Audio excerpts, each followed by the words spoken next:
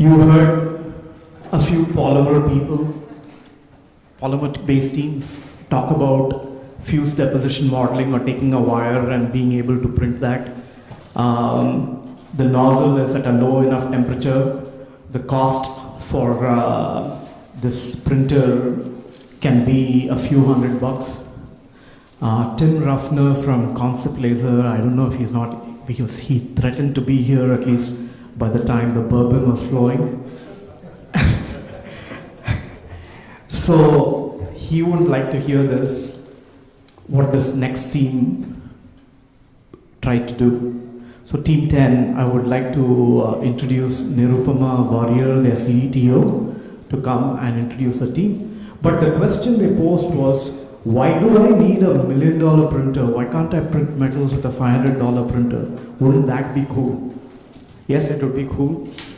And they are going to show some nice results of the first steps that they have taken to push the envelope along those lines.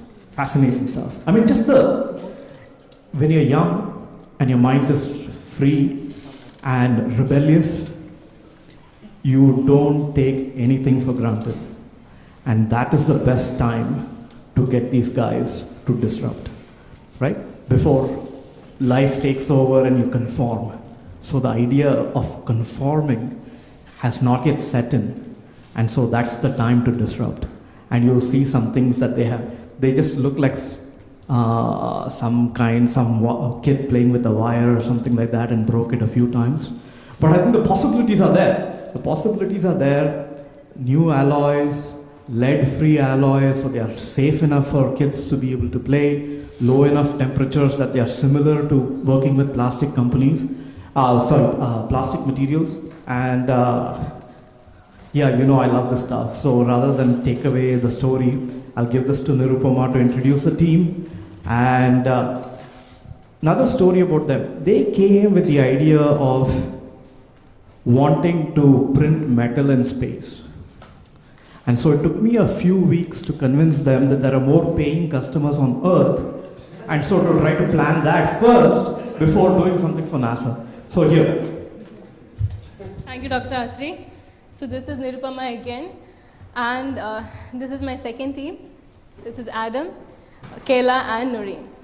So our product here is a personalized 3D metal printer, which was developed by modifying an existing FDM printer. So the question is, why do we want to modify an existing FDM printer to print out metals when there are already metal printers out there?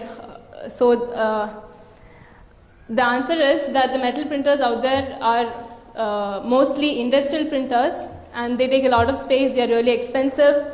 But the FDM printers, on the other hand, they are desktop printers and they are really cost effective. So what we have done is, we have used low melting alloys in order to print out metal products from an existing FDM printer. So this means you can print out whatever you want, any metal product right at your desk. It can be say tools or personalized jewelry or customized mementos. But it's really hard to predict because we are just seeing the very beginning of this technology, and I can assure you that the future of this is really amazing. So now over to the team to talk more about the product.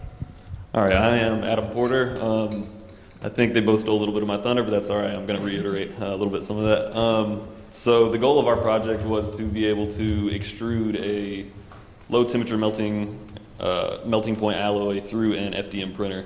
The price point for the Z-Morph printer that we used for our research runs at about $3,000. And if you're looking at a typical 3D printer that would be able to print metal, that price range starts to skyrocket really quick. You're looking at anywhere from $12,000 to $750,000 to $1 million. So I hand it off to the team. They're going to talk about that a little bit. And I'm Nurein. So next slide. So to reiterate, our product is a personal 3D printer add-on, essentially, and its function is to be able to print low melting temperature alloys, because personal 3D printers are constrained to about 300 degrees Celsius maximum temperature range that the nozzle can get up to. And the specific metal that we worked with is a non-eutectic tin and bismuth alloy. and it had about a melting temperature of starting at about 150 degrees Celsius. So that's pretty low, and it gave us high flexibility to do what we want.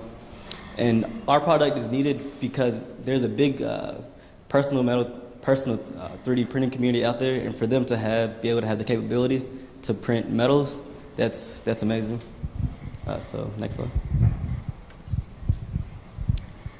So since the research on 3D printing metals is fairly new and the experimentation with this type in particular, our main design considerations were to be able to just print some definite geometry. And from the pictures of the prototype, you can see that that includes straight lines and curvilinear paths. The top picture shows the prototype, which is printed from PLA, and we used that to establish something to compare qualitatively to the beta prototype, which is shown in the bottom picture.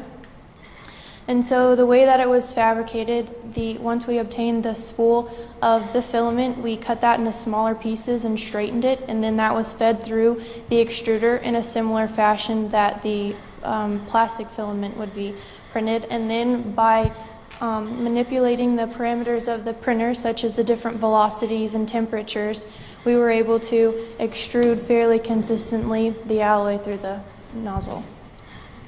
So the next slide will show a video of one of our first successful attempts at printing metal. You can see that although the alloy is not printing in smooth, straight lines, it's still a consistent path of drops right in a row.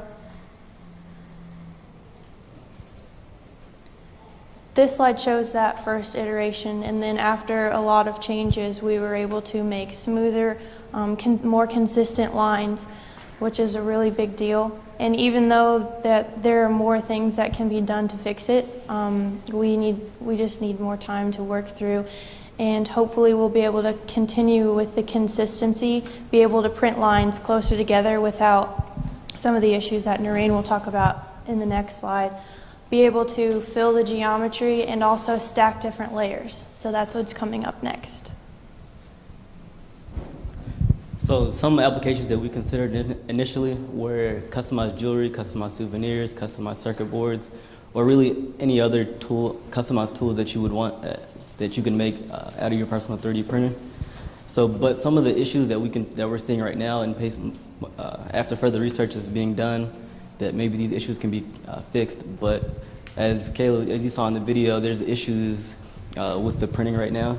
So, for instance, the cohesive forces between the nozzle and then the metal itself, it's wanting to stick together versus we don't see those same issues printing the filament out by itself, or the PLA, I mean. So, in looking forward in the future, we look to hopefully redesign a nozzle to specifically be able to print this low melting temperature alloy to deal with the specific chemistry of the metal itself, and then also to be able to add like a cooling attachment or heating attachment to the nozzle to have better temperature control. So moving forward.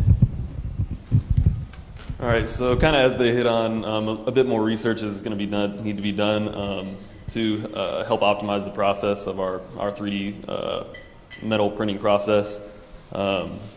But assuming that we're able to do that and complete that, I mean, how cool would it be if everyone could have, we could bring that price point down to where everybody could have 3D metal printers, you know, for the personalized market. According to the IDC, by the year 2020, the 3D printing industry could have revenues of upwards of $35 billion, and we think this would be a great candidate for a way to capture some of that revenue. So that's our project.